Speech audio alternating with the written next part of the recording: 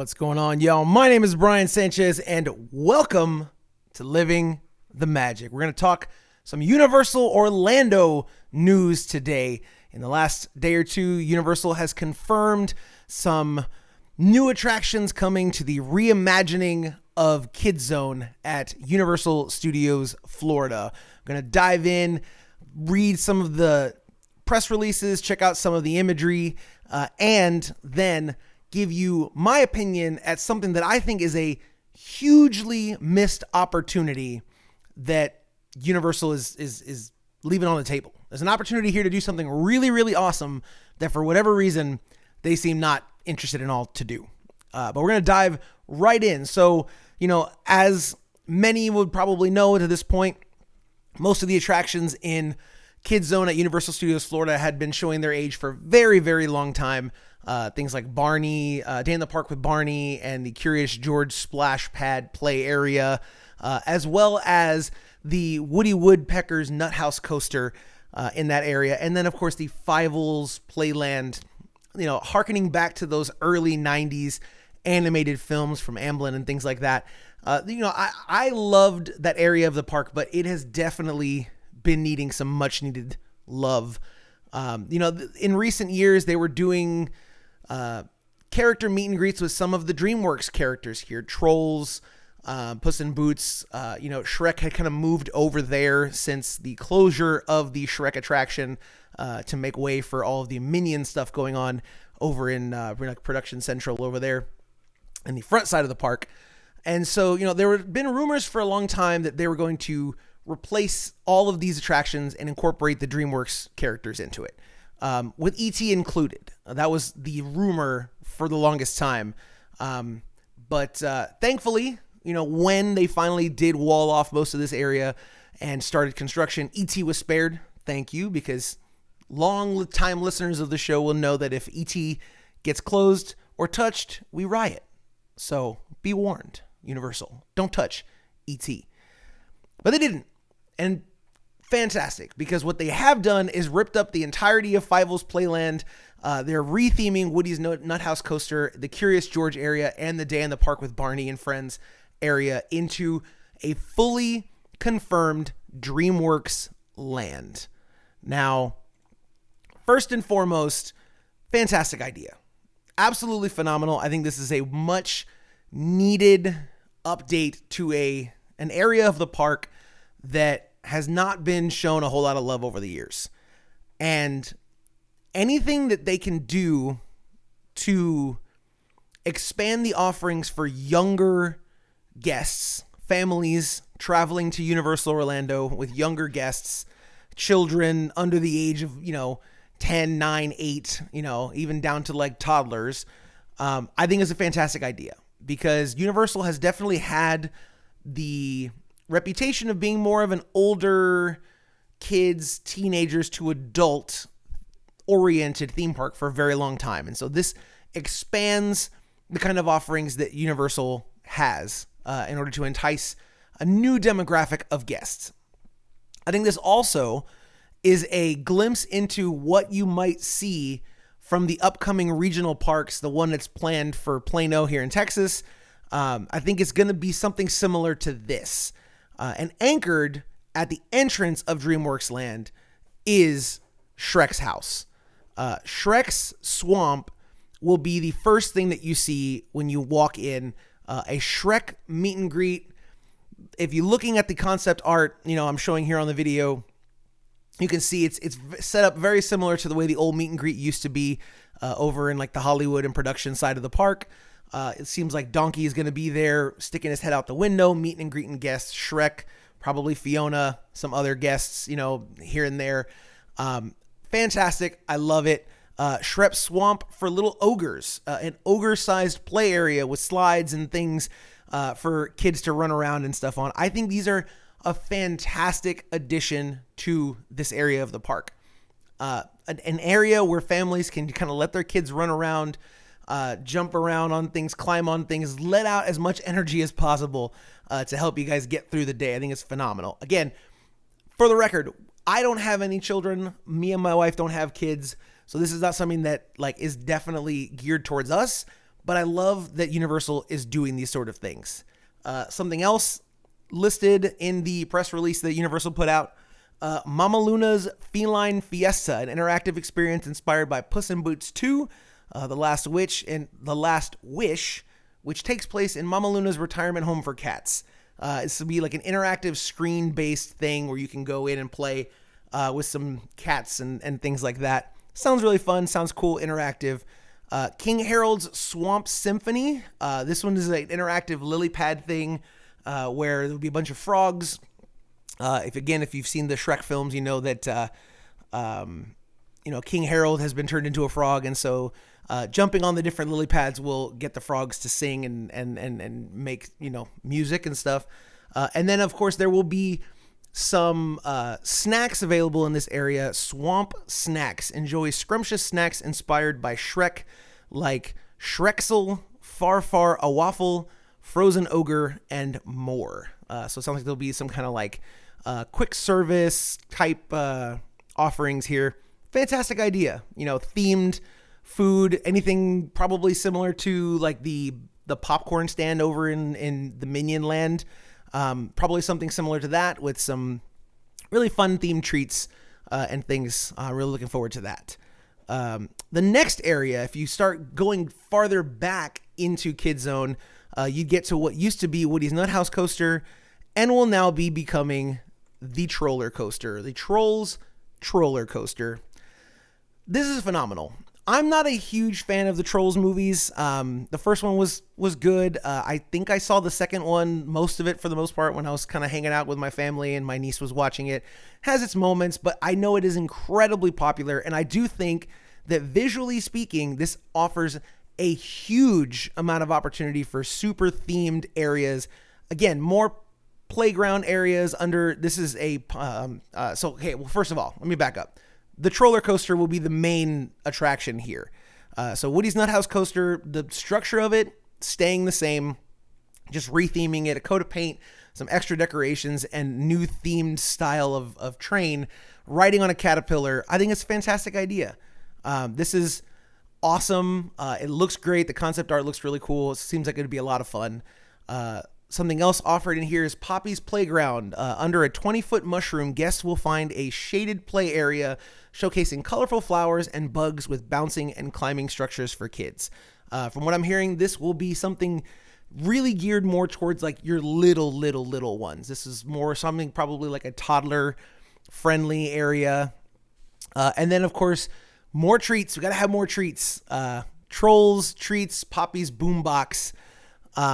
A boombox themed treat stand with popsicles, flavored ice, things like that. Sounds phenomenal. So much fun.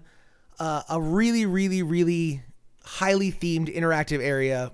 Bugs, spiders, trolls, and of course, character meet and greets, I'm sure, all throughout this area. If you're going to want to get pictures with characters, this is going to be the place to head here soon. And then finally, the last area that we'll talk about, and that Universal confirmed, is back where Curious George used to be, which if you remember, which a lot of people probably don't because a lot of people probably didn't even realize it was back there, but there was a playground area and water splash area themed to Curious George. And this will now be Poe's Kung Fu Training Camp, themed, of course, to the characters featured in Kung Fu Panda. This was the one that intrigued me the most. Because again, it was an area of the park that I think most people visiting didn't even really know was back there and didn't know that you could even get back there. It was so tucked away, so far back into Kid Zone that if you didn't have kids and you weren't actively, running around back there, you could visit multiple times and not even know it was there. Case in point, that was the case with my wife. My wife had been to Universal Studios Florida probably like 5 or 6 times before I mentioned something about it, and then she said it was like she didn't know it was there. And so she never got to see what the Curious George play area looked like. But this will be, again, a highly themed area with a bunch of interactive things. water features incorporating the splash bucket that used to be in the Curious George area, water cannons, and all kinds of stuff. Really, really looks like it's going to be a lot of fun. In the concept art, it looks like on one side you'll have like a dry area, and the other side you'll have like a wet area. Again, kind of similar to what used to be there, but this is retheming that whole area, making it look way more intricate, way more detailed. And then they're also talking about Po Live, which is a digital interactive meet and greet experience for guests that can meet the Dragon Warrior, Po himself, as he teaches kung fu moves, cooks stir fry, and babysits his little cousin Ling Ling. This sounds like Turtle Talk with Crush, which is phenomenal. Turtle Talk with Crush is a really, really popular kind of show, interactive experience that you guys can do at Epcot featuring Crush from Finding Nemo. And I think this is going to be really, really popular. And I think this is going to inject a lot of life into an area that, again, when it was Curious George, while I do miss the character of Curious George and the whole history of that area, I think this is going to be a much better use of the space.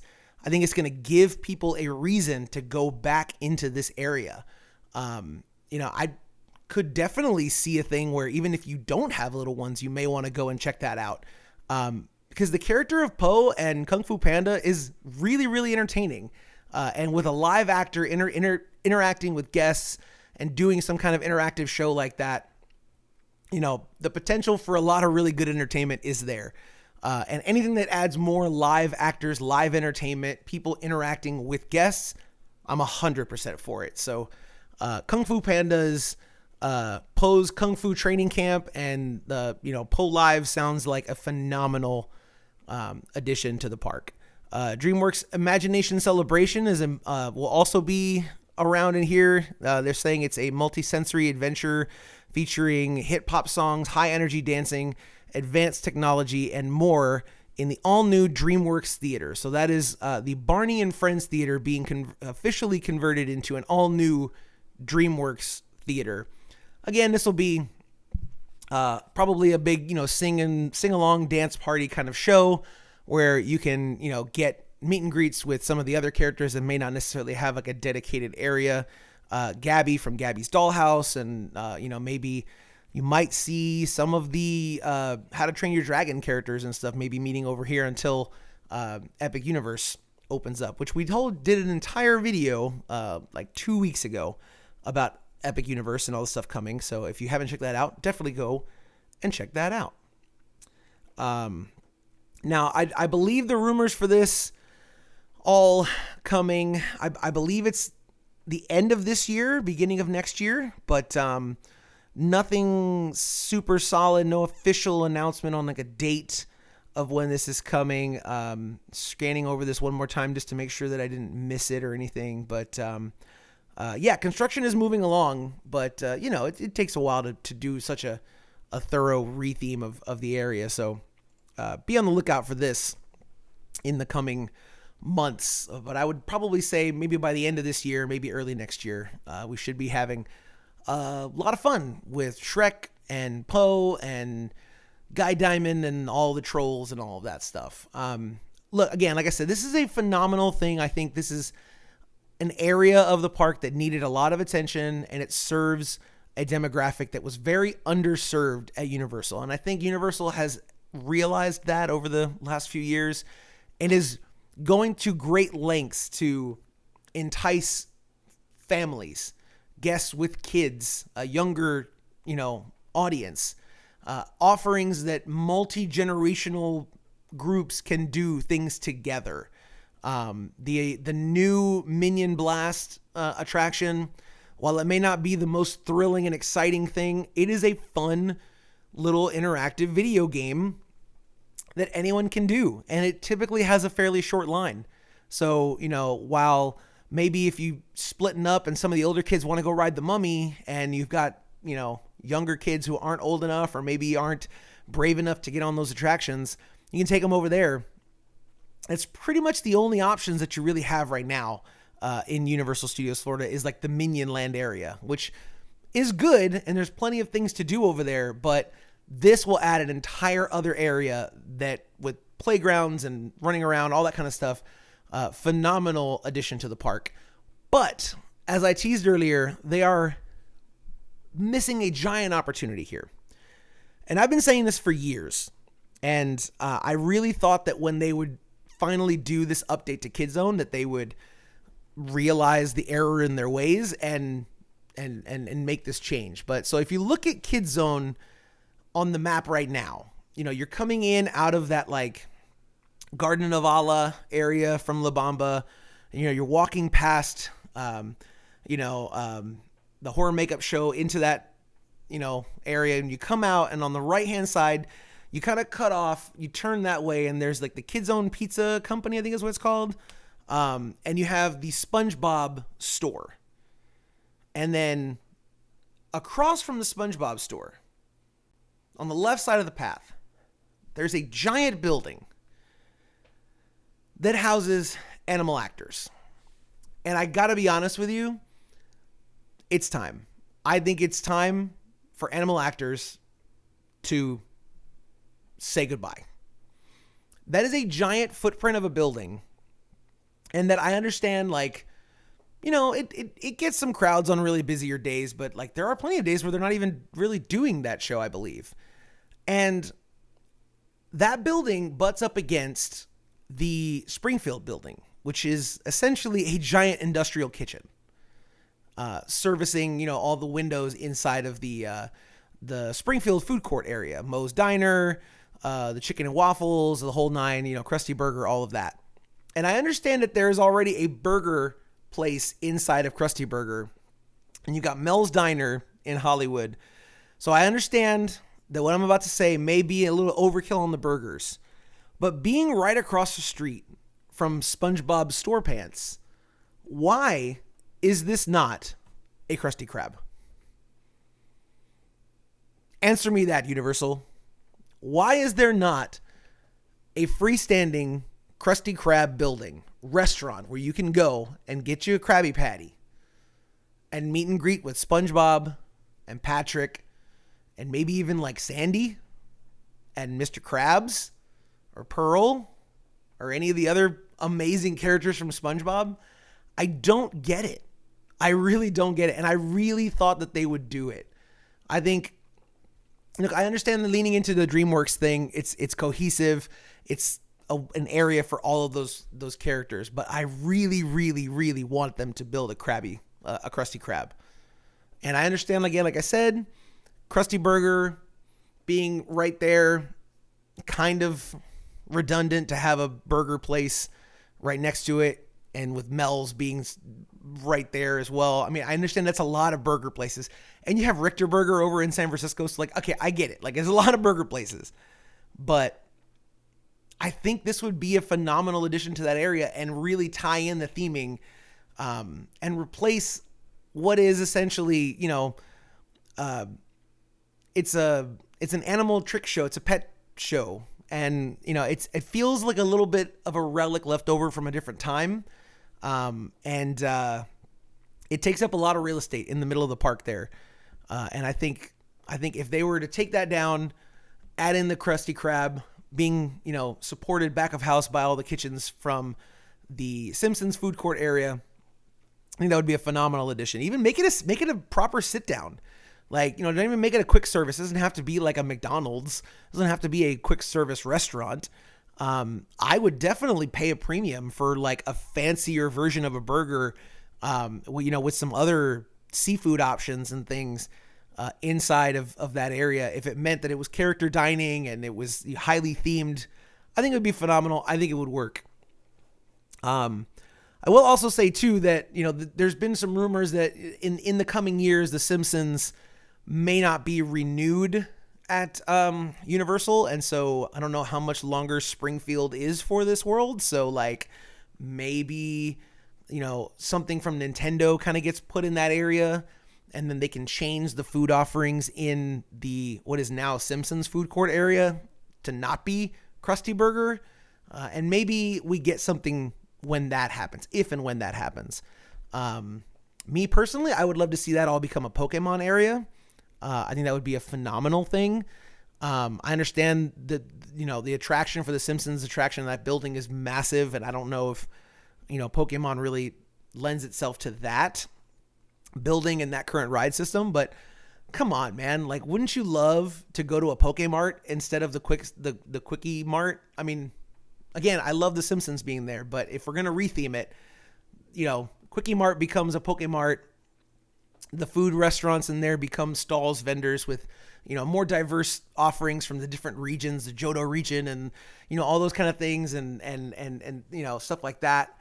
Interactive areas with Pokemon, I think would be a lot of fun. And then that would open up the opportunity for a new specialty burger shop, make it a sit down place. I think it would be a lot of fun.